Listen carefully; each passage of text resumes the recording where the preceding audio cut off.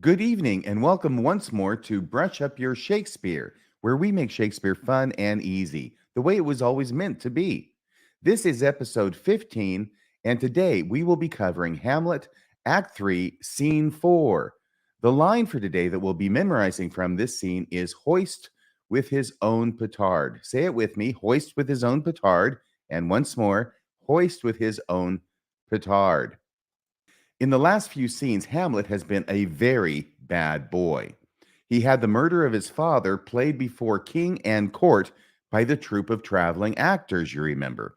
Now Hamlet knows for certain that his uncle Claudius did in fact murder his father. But in the process, Hamlet has made himself a target because Claudius must know that Hamlet knows. Hamlet's mother, Queen Gertrude, is also very upset with Hamlet's shenanigans and has commanded him to meet with her in her chambers after the play. She is going to give her boy a good talking to. On his way to his mother's chambers, Hamlet happens to pass by where Claudius is praying. Hamlet comes this close to killing Claudius then and there, but stops himself because Hamlet believes if he kills Claudius while in the act of prayer, Claudius will go directly to heaven. Hamlet resolves to kill Claudius at a later time when he is doing something sinful so that he can go to hell instead. This concluded the last scene. Once again, the line from today's scene is Hoist with his own petard. Say it again, Hoist with his own petard. And once more, Hoist with his own petard. Most everyone has heard this expression, and most people have the general understanding that it means to fall into one's own trap or be caught in one's own snare. And this much is correct. This is exactly what the meaning is.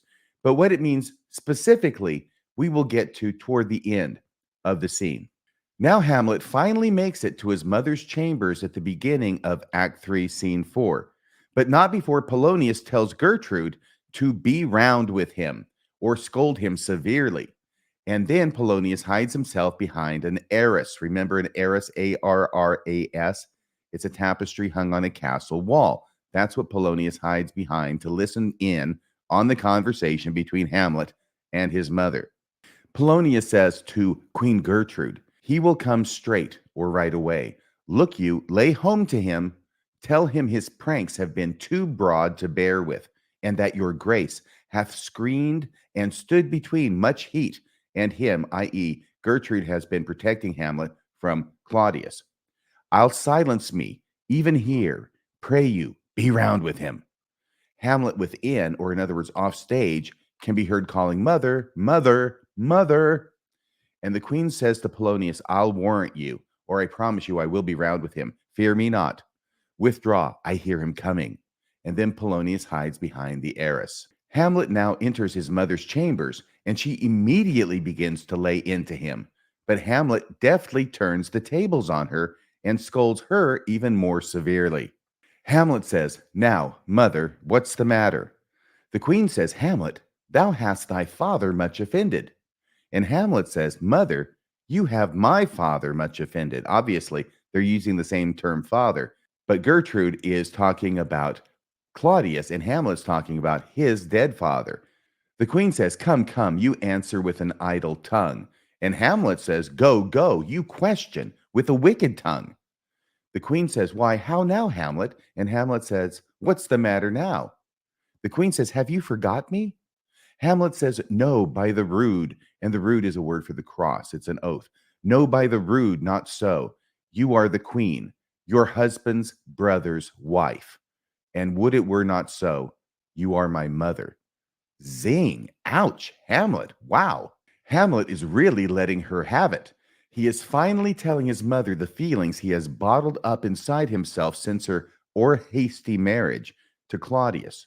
Hamlet tells her he will set up a glass, which is a mirror, so that she can see not only her reflection, but also into her deepest parts, into her soul, into her conscience. For some reason, something happens where Gertrude thinks Hamlet is going to kill her, and she cries out, asking if Hamlet will murder her. Now, when I say for some reason, I mean that it does not appear that it happens in the text. Something has to be provided by the director and the actors, something that is not spoken, that seems to put Gertrude in fear of being murdered by Hamlet because she cries out, asking if Hamlet will murder her. Polonius, listening behind the arras, gives himself away by responding to the queen's cry. He thinks she's in real trouble. Hamlet takes out his sword and stabs whoever it is who is hiding behind the arras, apparently thinking it is the king, but is disappointed to find out it is only Polonius. Hamlet says, "Come, come, and sit you down," to his mother, the queen. "You shall not budge. You go not till I set you up a glass where you may see the inmost part of you." And here's where something happens where the queen thinks she's in danger, and she says, "What wilt thou do? Thou wilt not murder me. Help, ho!" And Polonius, now behind the arras, gives himself away, and he says, "What ho? Help!" Hamlet says, "How now? A rat? Dead for a ducat? Dead." Which means that I bet you a ducat, which was a coin, it was a piece of money. I bet you a ducat that he's dead. He kills Polonius now by thrusting his rapier through the arras. And Polonius, behind the arras, cries out, "Oh, I am slain." So at this point, Hamlet knows somebody was behind the arras. Presumably, he knows it was a male. Maybe he didn't recognize the voice because it was muffled by the arras. And maybe he thought it was actually the king and that he has now killed Claudius and has now fulfilled his father, the ghost's commands to avenge him. The queen says, "Oh me, what hast thou done?" Hamlet says, "Nay, I know not." "Is it the king?" The queen says, "Oh, what a rash and bloody deed is this." Hamlet says, "A bloody deed. Almost as bad, good mother, as kill a king and marry with his brother." The queen says, "As kill a king?" Hamlet says, "Aye, lady, it was my word." Hamlet then pulls Polonius's body from behind the arras, and he finds out it wasn't the king, it's actually Polonius. And Hamlet says to his body, the body of Polonius, "Thou wretched, rash, intruding fool, farewell. I took thee for thy better," which means he thought he was the king, who is a person who is higher in station than Polonius is. "I took thee for thy better. Take thy fortune or your fate. Thou find'st to be too busy is some danger." And busy there is a word, busy in other people's business, being too nosy, being too snoopy. Thou findest to be too busy is some danger. In fact, your nosiness led to your death.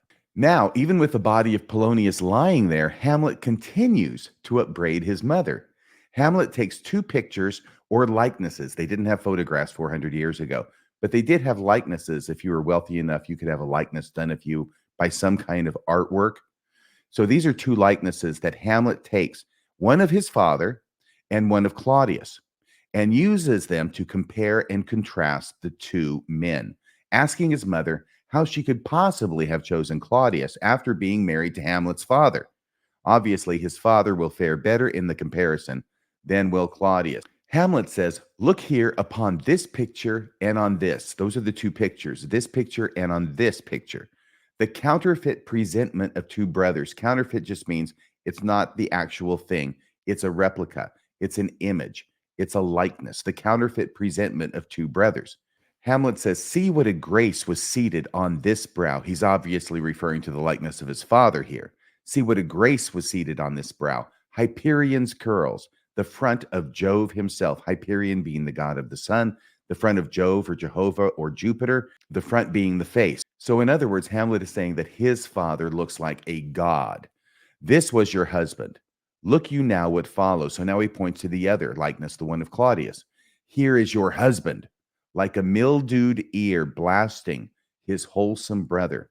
And here the image is one of corn, which has ears that grow up on the stalk, and one of them being blasted, one of these ears being blasted or withered away or diseased in some way, and then destroying an ear of corn that's right next to it because of its proximity. It's a very interesting image indeed. Again, "This was your husband. Look you now what follows. Here is your husband, like a mildewed ear blasting his wholesome brother." And indeed, that mildewed ear did blast his wholesome brother when he murdered him while he was sleeping in the garden. Hamlet goes on like this for some time with the comparison, and it actually seems to have an effect on his mother. She says, "Oh, speak to me no more. These words like daggers enter my ears. No more, sweet Hamlet." Suddenly, the ghost of Hamlet's father enters the queen's chambers to once more remind Hamlet that he swore revenge by killing Claudius, but also to tell him to knock off the rough stuff with his mother.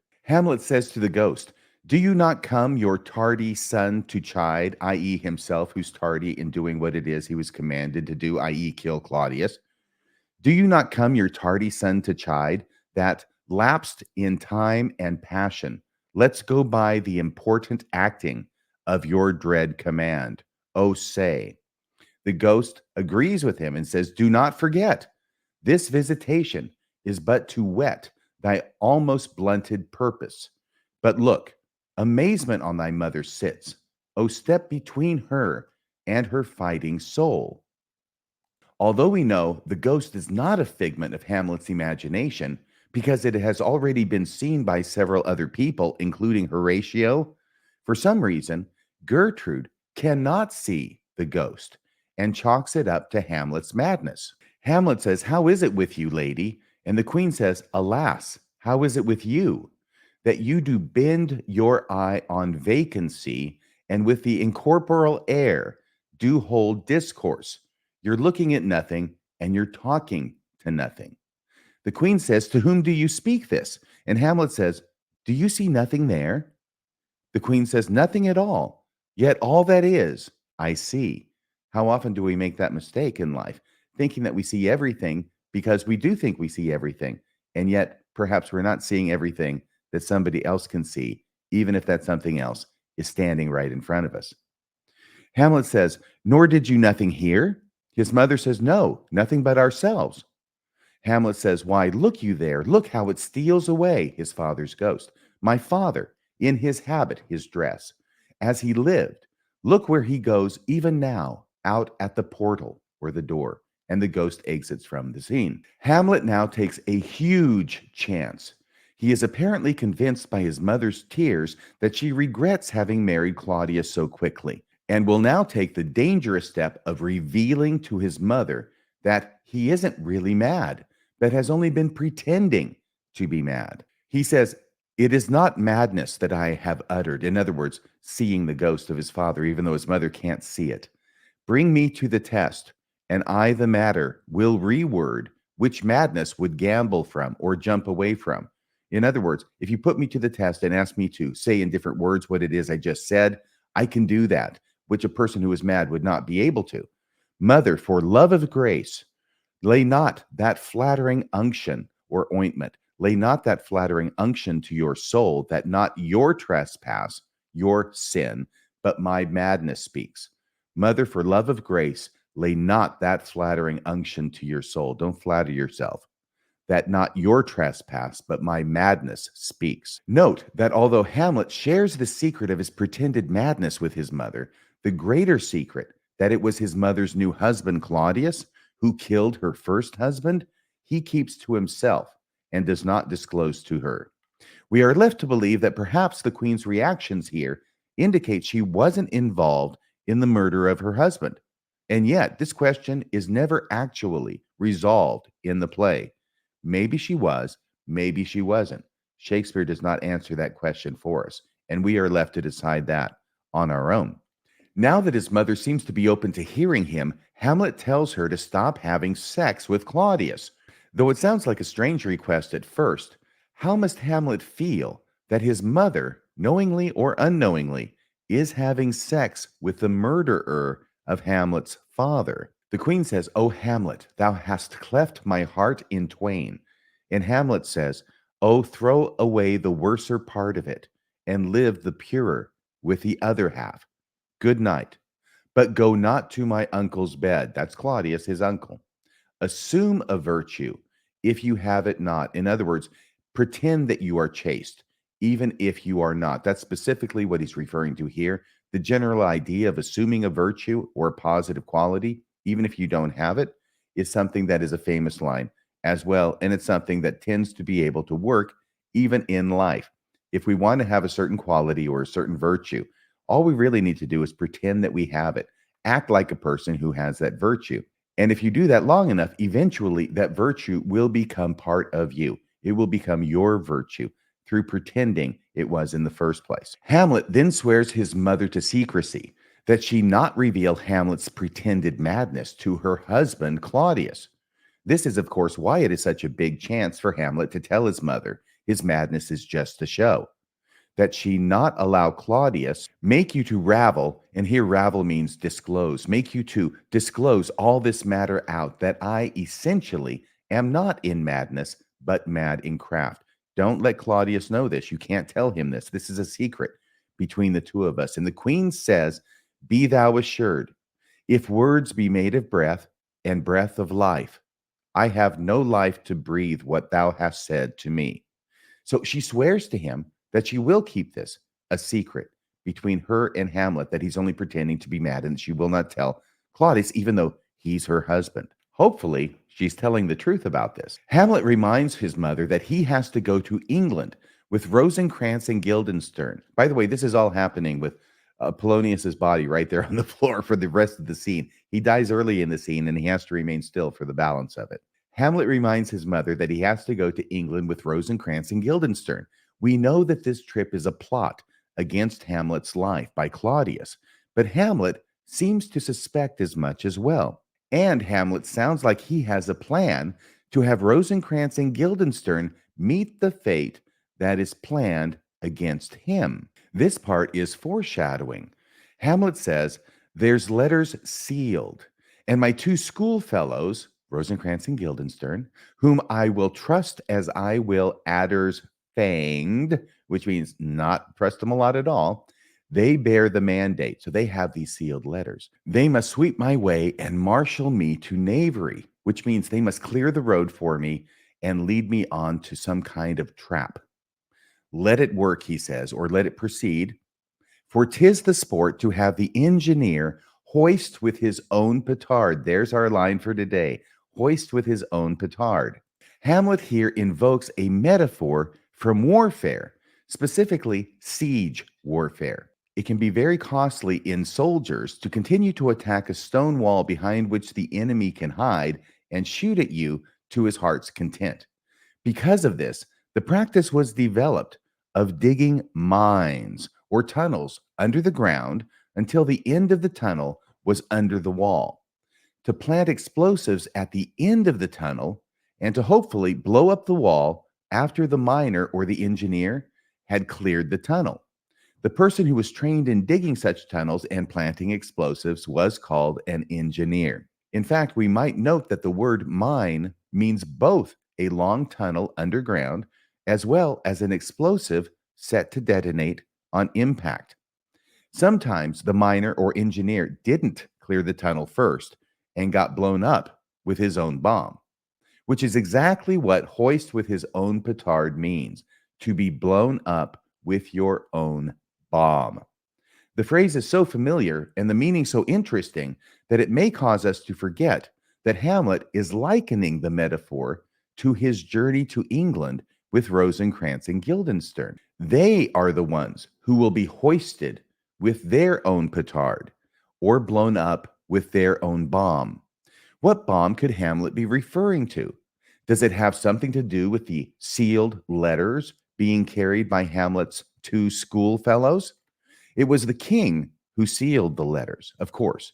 What might be in those letters, which are to be delivered to the King of England upon their arrival? Well, Hamlet doesn't get to look. Nobody gets to look because they'd have to break the seal to read it. And breaking the seal before it arrives in England would show that someone had read it, which is, of course, the purpose of a seal. What might Claudius, king of Denmark, be directing the king of England to do? Remember, England is a vassal state to Denmark at the time, and the king of England must therefore do what he is commanded by the king of Denmark. Mischief is afoot. Hamlet's life hangs in the balance, but what will happen must wait for later. Act 3, Scene 4 ends with Hamlet dragging Polonius's cooling body out of his mother's chamber and off the stage. Hamlet says, "This counselor is now most still, most secret, and most grave," i.e., everything he should have been in life but wasn't. And obviously, there's a nice pun there on the most grave part, since that's exactly where Polonius is heading, to the grave, since he is now dead. Again, Hamlet says, "This counselor is now most still, most secret, and most grave, who was in life a foolish, prating knave. Come, sir, to draw toward an end with you. Good night, mother." They exit, i.e., Hamlet and Polonius's body. Hamlet tugging on Polonius. Do you remember the line for today? I'll bet you do. We just said it. Hoist with his own petard. Once more, hoist with his own petard. And third time pays for all, hoist with his own petard. And do you recall what that means? Yes, it means blown up with his own bomb. Well, that's about all for tonight. Remember, please hit like, please hit subscribe, please leave a comment below as to your thoughts and ideas, and please share this podcast with family and friends. Really, we cannot have enough of Shakespeare in the world. And if you would be so kind as to donate to this program, please go to brushupyourshakespeare.org and click the donate button. If you can make a monthly recurring donation of $5 a month, that's great. If you can donate $10 or $20 a month, so much the better, whatever you can afford. Your contributions will keep Brush Up Your Shakespeare coming to you on a regular basis. And please join me next time for Brush Up Your Shakespeare when we go into Act 4, Scene 1 of Hamlet and answer some of the questions that have been raised in this scene. Thanks for joining me. See you next time on Brush Up Your Shakespeare.